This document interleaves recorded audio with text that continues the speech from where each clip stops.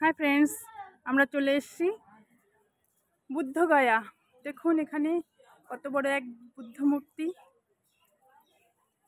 এখানে চতুর্দিকের দৃশ্য দেখুন, যেখানেই দেখবেন ধর্মম শরণম গচ্ছামি, জ্ঞানম শরণম গচ্ছামি। সব মনে হচ্ছে এখনও দাঁড়িয়ে সেই শ্লোক বলেই চলেছে, ধর্মম শরণম গচ্ছামি, জ্ঞানম শরণম গচ্ছামি। দেখুন আকাশ ছোঁয়া এক বড় মূর্তি, বুদ্ধ মূর্তি। দেখুন জায়গায় জায়গায় বুদ্ধ মূর্তি রয়েছে।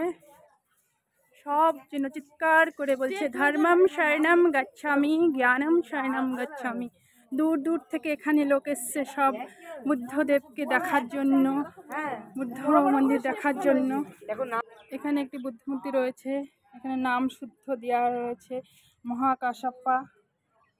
প্রতিটি জায়গায় জায়গায় নাম শুদ্ধ দেওয়া রয়েছে।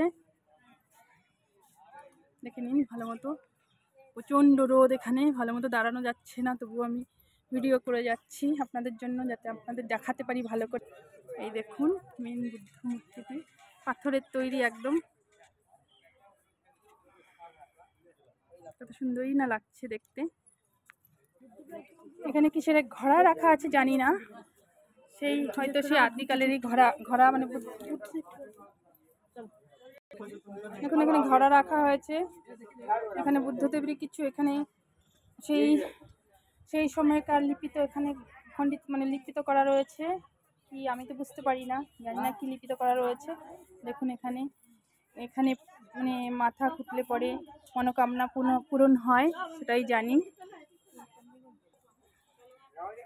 এখানে পয়সা দিয়ে মাথা খুঁটলে পরে সবার মনোকামনা পূরণ হয়।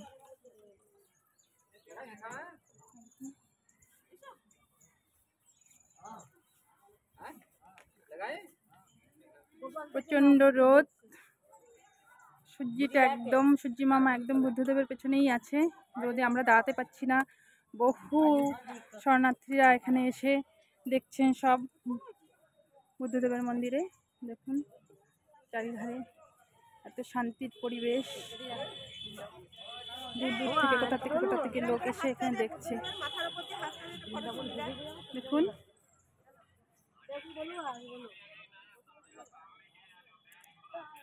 এখনো যেন বলছে ধর্মম শরণম গচ্ছামি, জ্ঞানম শরণম গচ্ছামি। মনে হয় এখনো জীবন রয়েছে, আমাদের কিছু বলতে চাইছে, কিছু বলছে। হে দেব সবার ভালো করো।